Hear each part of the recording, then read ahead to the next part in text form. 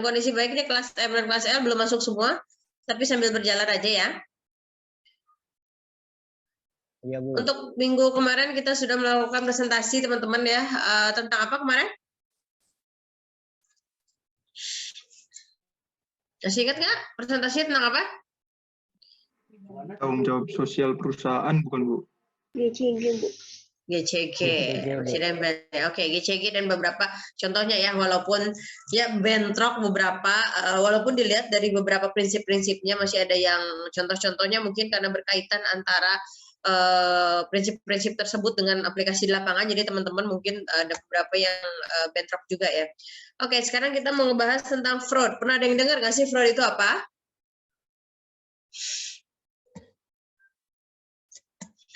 Fraud itu apa ya?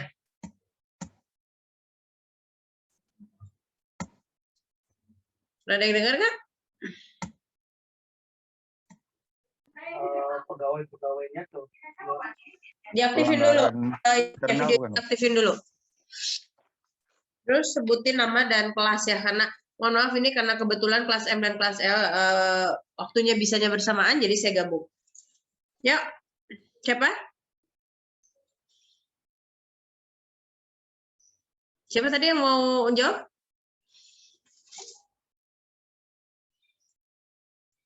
Kok langsung mendadak silent? Siapa yang mau jawab? Bu, Iqbal, Bu. Oke, Iqbal kelas apa, Bal? Manajemen M, Bu. Oke. Jadi, Gimana, Bal? fraud itu pelanggaran di internal perusahaan, Bu. Oke, pelanggaran di internal Menurut perusahaan. saya. Menurut Iqbal sendiri, pelanggaran di internal perusahaan itu biasanya dilakukannya oleh siapa sih? Ya, biasanya sih ya kayak karyawan atau manajemen Mm-mm. di Jadi perusahaan. pihak SDM berarti ya, sumber daya yang ada di dalamnya, sumber daya manusia yang ada di dalamnya. Biasanya tujuannya apa sih? Tujuan Tujuan dia melakukan fraud gitu. ya ada kesempatan sih, Bu. Ya itu dia melakukannya karena memang ada kesempatan. Kesempatan. Biasanya Iya. dia melakukan itu tujuannya apa? Salah satunya mungkin saya kasih ya, dia bisa memperkaya diri sendiri gitu, dia bisa memanfaatkan tadi karena ada kesempatan, dia memanfaatkan kesempatan, wewenang, tanggung jawabnya dia memanfaatkan itu posisinya gitu. Karena mungkin di perusahaan, oh itu bagiannya kayak bagian yang memang berhubungan dengan orang lain, mungkin nggak ada kecurangan yang terjadi.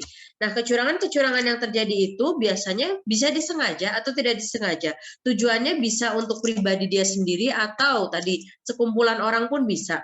Kadang-kadang tidak hanya satu orang yang melakukannya, tapi dia ada koloni sendiri gitu. Dia mempunyai tim sendiri, tim yang memang mereka itu tujuannya untuk lebih saya akan ketahuan kok kalau misalnya merugikan perusahaan cuma sedikit, misalnya dia berpikir seperti itu. Biasanya hal-hal yang dilakukan apa sih dengan fraud ini?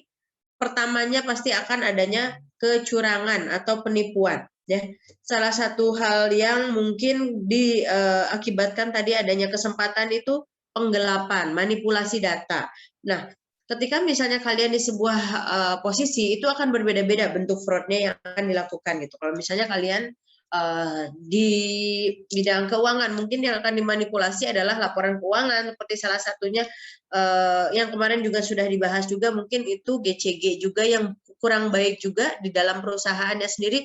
Mereka sudah digerogoti oleh SDM yang ada. Jadi jangankan mereka bisa memberikan servis yang benar-benar good gitu ke orang lain, di mana di dalamnya pun SDM-nya pun belum siap gitu. Biasanya faktor apa sih yang menyebabkan orang melakukan fraud menurut teman-teman? Mbak, mau nambahin, Mbak?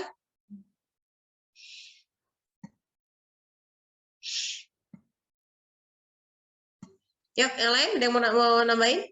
Fraud itu biasanya faktor tekanan, Bu. tekanan Faktor apa? Tekanan kudu dipas, kudu sempurna lah. gitu.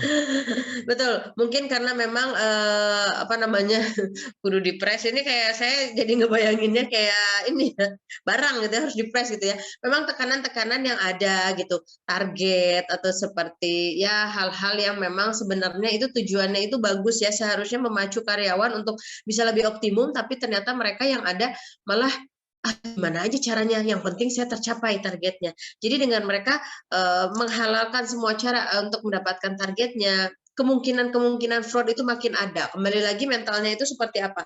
Nah, awal saya sudah menjelaskan tentang etikanya. Nah, apakah dia mempunyai etiket yang baik terhadap perusahaan, itu sebenarnya kunci awalnya. Ketika dia memang hanya berpikir, saya hanya akan mengambil rahasia dari perusahaan ini. Ketika awalnya seperti itu, yang akan terjadi adalah dia akan melakukan cara apapun. Misalnya dia memang jago di teknik gitu ya.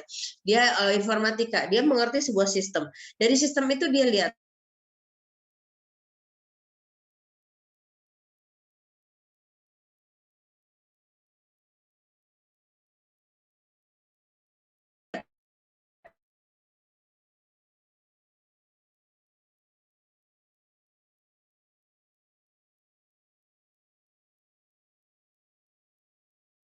sebenarnya sistem ini kekurangannya apa?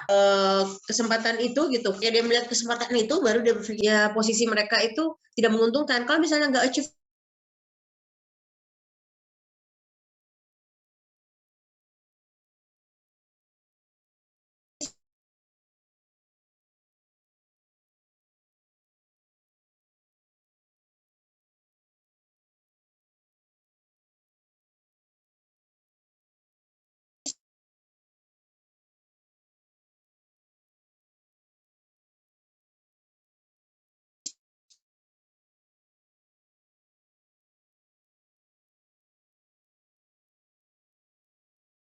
target, mereka mendapatkan misalnya ini itu akan lebih merugikan mereka. Sebentar ya, ada telepon.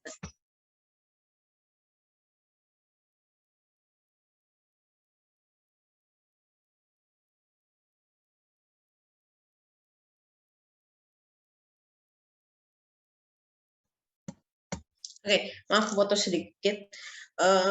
Jadi ketika misalnya fraud itu terjadi, sebenarnya resiko apa yang akan terjadi ketika sebuah perusahaan digerogoti oleh fraud yang ada di dalamnya? Ada yang bisa bantu? Misalnya sebuah perusahaan, terus ada yang melakukan fraud, ambillah itu fraudnya dia mengambil uang gitu, ataupun memberikan laporan keuangan yang tidak sesuai. Kira-kira resiko apa yang akan diambil oleh perusahaan tersebut? Yang akan didapat, mohon maaf, akan diambil. Yang akan didapat oleh perusahaan tersebut. Ada yang bisa bantu? Kerugian, Bu. Kerugian. Kerugian secara apa? Finansial apa non-finansial biasanya? Finansial, Bu. Finansial. Kalau kerugian finansial bisa kita ukur, benar nggak? Misalnya dia ngambil uang 100 juta. Dia harus mengembalikan uang 100 juta. Di sebuah perusahaan, biasanya ketika dia melakukan sebuah fraud, oke, dia sudah mengembalikan uang 100 juta. Tapi itu tidak bisa memutus memutus hukuman atau punishment yang akan diberikan ke orang tersebut karena dia sudah mempunyai etiket yang tidak baik. Biasanya ketika dia sudah dilakukan audit dari, biasanya ada audit internal ataupun eksternal. Kalau misalnya memang belum ke blow up dan tidak ada urusannya dengan kepolisian atau pelaporan ke kejaksaan atau seperti apa, itu bisa secara internal. Ketika mereka sudah divonis bahwa memang ada kesalahan dari orang tersebut dan dia harus menggantikan 100 juta. Tidak hanya finansial, biasanya dia mendapatkan surat juga berupa surat pemutusan hubungan kerja. Karena apa? Etiket dari orang tersebut sudah tidak baik. Ya, jadi kalaupun finansial itu lebih terukur. Yang lebih parahnya itu adalah sesuatu yang bersifat non finansial. Ketika misalnya ada fraud dan itu bisa diekspos langsung keluar, berapa uang yang harus kita tebus untuk misalnya salah satu cara untuk menutup sebuah pemberitahuan yang ada di media. Biasanya itu lebih besar daripada kerugiannya ya. Misalnya kerugiannya hanya ya sekian juta. Untuk menutup berita-berita itu yang membawa kredibilitas yang tidak bagus ke perusahaan itu biasanya lebih besar. Jadi di situ kita lihat bahwa kerugian yang akan timbul itu sangat-sangat tidak bisa kita prediksi gitu. Kadang-kadang misalnya teman-teman perusahaannya ada yang secara tidak sengaja dia melakukan pembukuan yang salah dan itu tercium oleh luar eksternal gitu ya. Setelah tercium oleh luar, ternyata masuklah instansi lain, apakah itu KPK, misalnya perusahaan kalian sudah bekerja sama dengan KPK, seharusnya ketika mereka sudah bekerja sama, mereka harus memberikan laporan ya. Setiap tahun pun ketika sudah bekerja sama dengan KPK, mereka ada LHKPN. Jadi laporan harta kekayaan, dapatnya dari mana, gajinya berapa, jelas. Jadi ketika misalnya kalian pernah dengar, KPK menangkap segini nih. Nah, itu biasanya apa urusannya? Karena mereka melihat ada sesuatu yang nggak logis nih, dengan gaji dia segini, pendapatannya segini, kenapa dia bisa mendapatkan, ya kasarannya ya, hal lain, kecuali dia mendapatkan memang dia mempunyai keluarga dan itu memang harta keluarga yang itu pun harus tetap dilaporkan di LHKPN. Jadi KPK itu biasanya kalau sudah masuk itu pasti akan merembet kemana-mana karena setiap tahun mereka seharusnya sudah mempunyai pelaporan yang jelas untuk harta kekayaannya. Seperti itu. Jadi kalau misalnya sebuah perusahaan, ya dia sudah digerogoti sama yang namanya fraud, kemungkinan untuk dia bisa meningkatkan portofolionya tetap bisa, tapi akan ada margin gitu, kerugian yang biaya operasionalnya itu berapa. Biasanya kerugian biaya operasional itu di sebuah perusahaan diolah juga di divisi manajemen resiko. Kenapa manajemen resiko mengolah itu? Karena beberapa resiko perusahaan seperti tadi, resiko operasional, resiko finansial, resiko reputasi, resiko tersebut harus bisa di-manage gitu. Jadi misalnya kalau hanya nominal 100 juta itu pasti bisa terselesaikan. Ya seperti nota aja ya, kalau misalnya debit dan kredit ketika misalnya sudah dimasukkan kembali penyelesaiannya itu bisa selesai. Tapi ketika misalnya memang perjalanannya ada komplain dari nasabah, komplainnya ternyata begini-begini. Nah, ternyata di dalamnya yang berperan bukan hanya satu orang melakukan fraud itu, ternyata dia dengan teman-teman yang lain. Di depannya dia mengambil setoran misalnya, nah memindah bukukan dengan yang lain, setelah itu dia mengajak teman-temannya yang lain juga untuk membeli sesuatu. Nah, itu biasanya panjang dan audit itu membutuhkan waktu yang lama karena di situ dia akan berurusan dengan beberapa saksi yang akan memberatkan atau meringankan dari orang-orang tersebut. Seperti itu fraud, teman-teman. Menurut teman-teman tadi kan pasti gara-gara fraud itu yang pertama pasti ada kesempatan ya. Kalau niat ya niat orang beda-beda ya buat bekerja itu apa kita nggak bisa samain. Cuman kalau misalnya ada kesempatan itu pasti jadi salah satu hal yang mereka bisa lakukan gitu. Di sini pun ada beberapa bentuk fraud sebenarnya. Kalau misalnya saya jelaskan ini sangat-sangat banyak beraneka ragam dan ini tidak ada di setiap perusahaan karena tergantung dari perusahaan masing-masing. Perusahaannya seperti apa? Tapi saya ambil beberapa contoh dari Sukrisno Agus. Yang pertama adalah international error dan itu biasanya kekeliruan itu memang disengaja gitu, mereka merekayasa gitu, misalnya di bank gitu. Teman-teman pernah dengar nggak sih fraud yang ada di bank itu apa saja contohnya? Pernah komplain ke bank ada sesuatu, misalnya saya tidak merasa mengambil uang, tapi kenapa saldo saya tiba-tiba berkurang sekian juta? Pernah dengar nggak kasus seperti itu? Pernah, Bu. Pernah, Bu. Itu biasanya kenapa? Gara-garanya? Scamming. Scamming, Bu. Scamming. Scanningnya kenapa? Scamming tuh jadi kayak ada apa sih pihak luar yang mengetahui PIN atau ID card ATM dari nasabah. Jadi bisa ketahuan, bisa diambil uangnya tuh.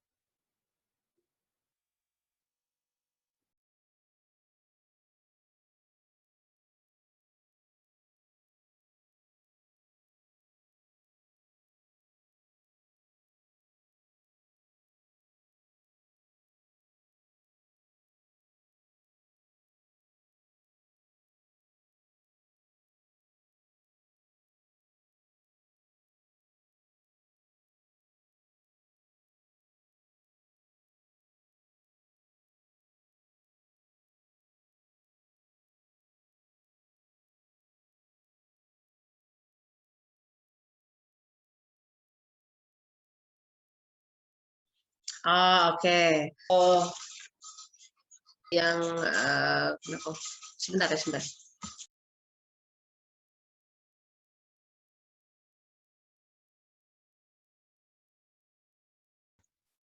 Oke, maaf. Tadi ada beberapa telepon karena ada ya sekarang kan masih musimnya COVID ya teman-teman.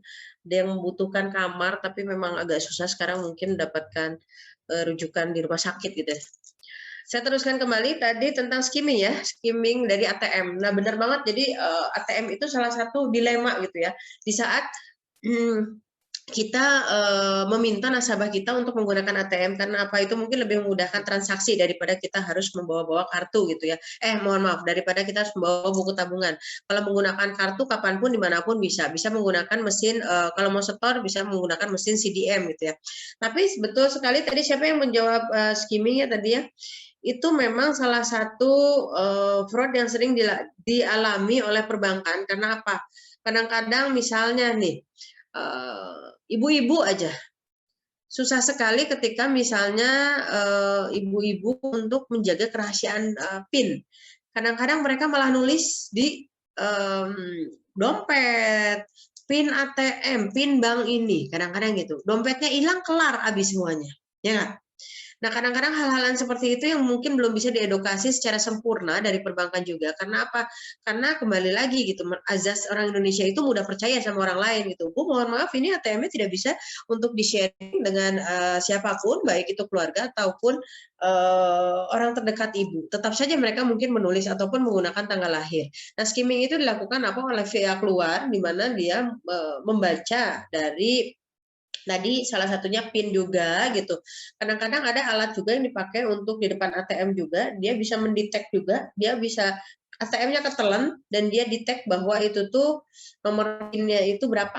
Jadi ketika orangnya pergi, biasanya di situ ada beberapa kasus pun ada nomor telepon hotline palsu. Kadang-kadang teman-teman pernah lihat nggak? Kalau hotline yang ada di ATM itu angkanya biasanya sedikit. Kadang-kadang kalau misalnya ada angka yang 08 berapa itu pasti palsu. Karena biasanya call center itu simpel nomornya ya. Kadang-kadang mereka sudah menulis di situ dan kita menghubungi ke situ. Nah, disitulah dijebak. Ibu PIN-nya berapa, segala berapa. Nah, dari situ itu adalah fraud yang bersifat eksternal. Karena apa? Biasanya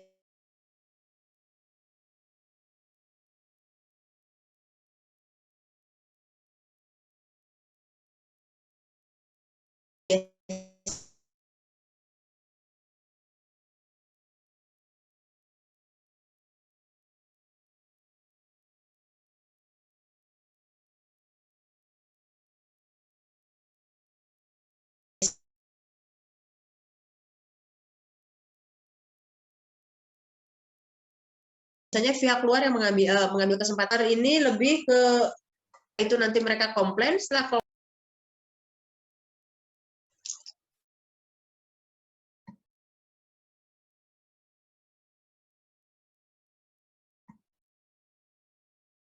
mohon maaf ya kenapa nggak stabil ya. Dia bisa menutup kerugian operasional tersebut, tapi dia harus menunggu dulu bukti-bukti yang ada, CCTV seperti itu, apakah sudah mendukung atau belum. Jadi tidak hanya dari satu hal gitu ya, dia harus bisa mengecek beberapa fakta-fakta yang ada di lapangan itu seperti apa. Itu yang namanya salah satunya international error dalam bentuk sistem. Yang kedua, unitional error. Ya, biasanya nggak disengaja juga kalau itu ya. Dan lebih ke standar akuntansi yang ada yang dilanggar gitu. Biasanya mereka menggunakan nembak sedikit jurnal gitu ya.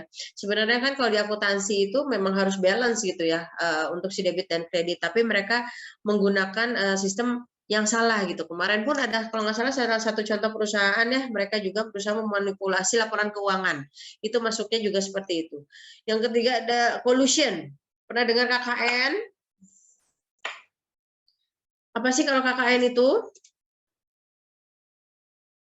Korupsi, kolusi, nepotisme. Nah, nepotisme itu apa sih? Collusion itu apa sih? Kolusi itu apa sih? Sering dengar, Bu, tapi ya itu aja, KKN aja. Apa sih? Korupsi mah jangan ditanya ya. Nepotisme apa? Collusion apa?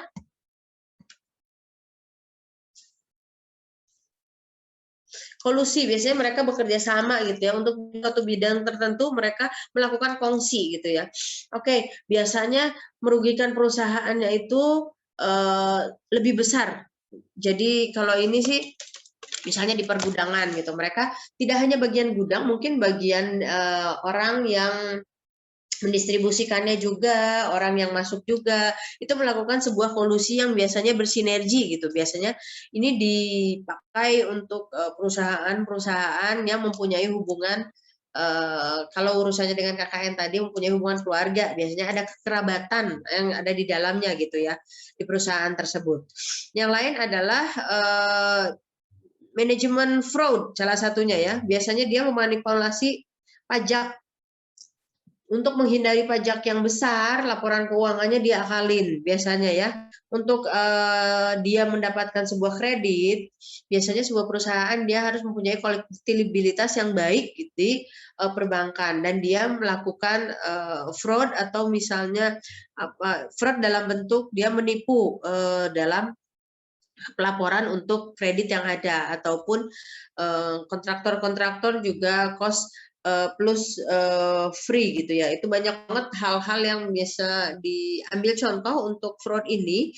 Intinya sih fraud ini mau besar mau kecil itu merupakan sebuah kesalahan ya, atau kecurangan yang tidak boleh dilakukan dimanapun. Nah, saya bilang dari pertama yang agak sulit memanage keuangan, yang agak sulit memanage itu bukan di sisi keuangannya, tapi bagaimana membentuk seorang yang mempunyai etika yang baik ketika mereka awal masuk ke perusahaan. Itulah fungsi interviewer ketika mereka masuk ke sebuah perusahaan, apakah sudah dalam atau belum. Ketika mereka hanya berpikir, oh orang ini hanya money oriented, misalnya background-nya, dia sering pindah-pindah perusahaan. Harus dilihat oleh interviewer itu, ketika orang-orang pindah ke perusahaan, dan ini perusahaan apa yang dia pernah masuk gitu ya. Kalau misalnya dia di perusahaan yang sama, kemungkinan dia hanya ingin melihat sebuah sistem atau kelemahan sistem yang ada di perusahaan tersebut. Dari situ dia akan melakukan beberapa fraud ke depannya gitu untuk kepentingan dia sendiri. Nah, disitulah harus diwaspadai teman-teman. Jadi ketika misalnya fraud ini nggak kelihatan ya, tapi kalau nggak kelihatan ketika pelaksanaannya, yang kelihatannya itu kerugiannya. Ketika kerugiannya sudah ada, biasanya itu membuat perusahaan baru mengecek gitu. Oh ternyata saya ada loss cost-nya berapa gitu dari situ. Nah, untuk minggu depan saya pengen teman-teman, karena ini manajemen ya, di beberapa perusahaan ada beberapa contoh fraud juga yang terjadi. Ini beberapa bagian. Saya pengen dari teman-teman kemarin 5 kelompok juga ya. 5 kelompok, kalau ini nggak mau pakai PowerPoint, saya kalau pakai PowerPoint kayak kemarin lagi nanti. Power of title lagi, banyaknya cuma judulnya aja, kalau nggak kepanjangan. Nggak usah, jelasin aja apa yang mau kalian jelaskan tentang fraud di bagian marketing, produksi, keuangan, SDM, marketing, produksi, keuangan, SDM, dan bentuk penanganan dari auditnya biasanya seperti apa. 5 ya. Jadi nanti kalian jelaskan contohnya itu seperti apa. Ini nggak mungkin sama ya. Saya yakin ini nggak mungkin sama. Kalau minggu kemarin sama nggak masalah. Minta untuk ketua kelasnya ya, make sure kembali materi-materinya itu sudah sesuai atau belum. Jadi dijelaskan terlebih dahulu bentuk fraud-fraud yang ada di bidang marketing itu apa. Untuk kelompok 5 saya balik lagi. Saya balikin sekarang. Fraud-fraud untuk kelompok 5 dulu yang maju. Terus fraud-fraud yang ada di bagian produksi untuk kelompok 4. Untuk kelompok 3, fraud yang ada di bagian keuangan. Yang keempat, fraud di bagian SDM. Dan yang kelima, bagaimana usaha antisipasi fraud dilihat dari audit yang ada di perusahaan. Seperti itu. Gak usah buat PowerPoint deh. Kemarin juga PowerPoint-nya kayaknya belum dikirimin ke aku. Ketua kelasnya, Basit dan Revan. Belum dikirim ya? Belum, Bu. Dikirimin untuk yang kemarin ya, karena nama-namanya kan jadi satu pertemuan buat saya yang sebelumnya. Aku sambil ini ya, aku sambil capture ya.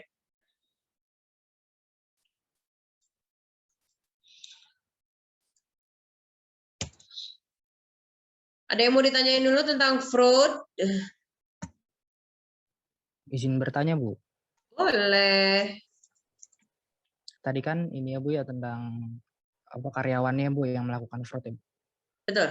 Nah, kalau misalkan perusahaannya itu misalkan memanipulasi media itu masuknya ke fraud juga apa gimana, Bu? Memanipulasi media. Heeh. Mungkin bentuknya manipulasi media gimana nih? Kayak Misal- pelaporan yang tidak sesuai atau dia ada hoax tapi dia ada gimana? Enggak, misalkan gini kasusnya, Bu. Heeh. Karena kan karyawan sudah melakukan fraud banyak tuh, Bu. Pasti media kan melirik ya, Bu. Nah, terus perusahaan itu tuh pengen namanya tetap baik gitu, Bu. Jadi membaiki media biar perusahaannya baik gitu, Bu. Itu tuh Oke. perusahaannya gimana? Melakukan apa? Fraud juga kah? Kalau itu bukan fraud ya, itu lebih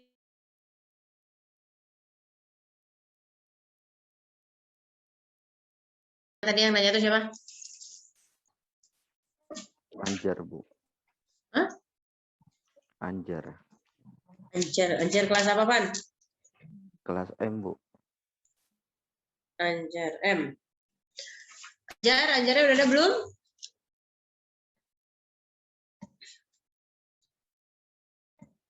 Belum masuk ini Anjarnya. Sambil nunggu Anjar, mungkin saya jelasin sedikit yang tadi ditanyain oleh Anjar. Kalau fraud itu lebih ke personal ya, bukan perusahaannya. Kalau fraud itu biasanya orang atau sekelompok orang. Kalau misalnya sudah masuk ke perusahaan yang dia misalnya menutup-nutupi atau melakukan manipulasi berita seperti itu ya, agar tetap baik atau seperti apa. Sebenarnya kalau itu lebihnya ke GCG yang kemarin. Kemarin teman-teman kan sudah mengambil contoh juga yang GCG yang melakukan penipuan dalam hal laporan keuangan. Nah, itu salah satunya juga bisa masuk ke kategorinya ke pelanggaran GCG. Jadi kalau misalnya fraud ini biasanya dilakukan perorangan ataupun sekelompok orang ya. Kalau perusahaan, tadi saya bilang, kalau misalnya sebuah perusahaan dia mempunyai kerugian operasional jelas terukur nominalnya berapa. Kalau misalnya perusahaan itu melakukan sebuah kerugian yang lain gitu, itu yang terlihat adalah nominal yang tidak jelas. Kenapa? Dia harus menutup yang tadi salah satu mungkin yang dikasih tahu oleh Anjar tadi.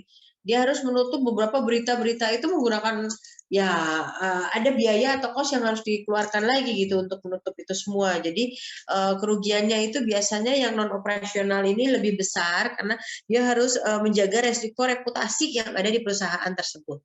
Seperti itu teman-teman. Anjar, udah hadir Anjar. Jadi bukan fraud Anjar ya, kalau misalnya perusahaan yang melakukan itu ya, itu bukan kenakalan anak-anak, bukan kenakalan apa, tapi itu lebih ke pelanggaran GCG. Anjar. Tapi kalau misalnya dilakukan oleh di dalamnya, baik fraud itu bisa internal atau eksternal. Kalau eksternal yang tadi, misalnya salah satu dia memanfaatkan cucian bebek untuk mengambil keuangan, itu salah satunya eksternal, berarti pihak lain yang tidak bertanggung jawab. Kalau misalnya memang orang dalam dan itu adalah perusahaan, itu pelanggaran GCG. Good. Berarti udah nempel nih perbedaan GCG sama fraud. Yuk, ada lagi yang lain selain Anjar? Desi, diam aja, Des. Vinka, Gilang, Jessica, Harun. Nih, biasanya yang nanya lagi siapa nih? Rian. Izin bertanya, Bu.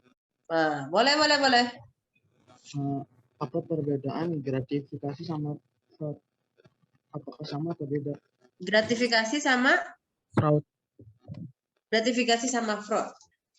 Kalau gratifikasi biasanya usaha kita memberikan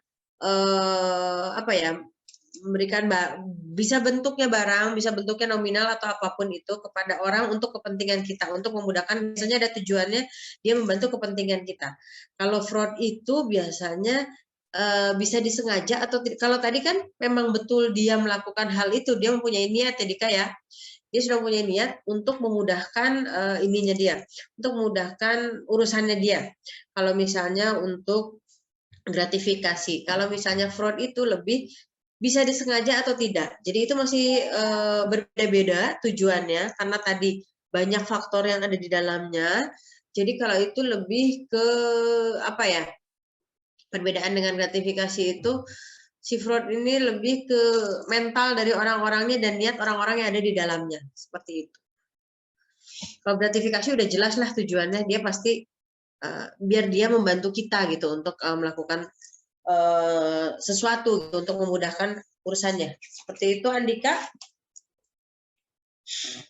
Punten Bu, yang kelompok lupa lagi Bu. Soalnya tadi 5-nya ada 2 yang temanya tuh.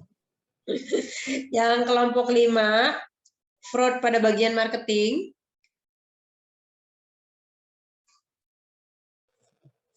Kelompok satunya apa Bu?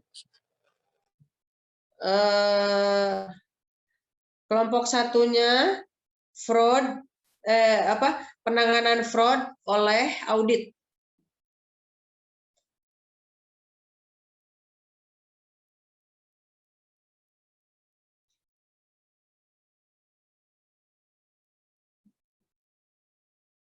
Marketing, produksi, keuangan, SDM, sama satu lagi audit ya. Baik, terima kasih Bu. Oke, sama-sama Nika. Ada lagi yang lain mungkin?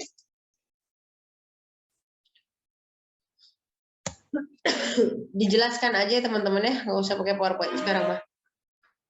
Karena cuma 1 nilainya. Kalau kemarin kan nilainya 2.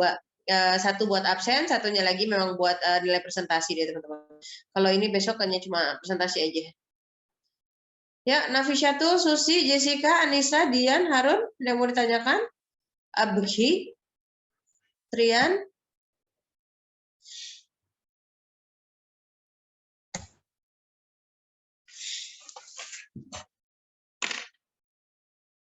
Nanti tolong ketua kelompok absennya ya. Nggak terlalu banyak nih, kayaknya 2 kelompok. Ini angkatan atas ada yang masuk nggak? Ada Bu. Ada. Siapa? Cuma 1.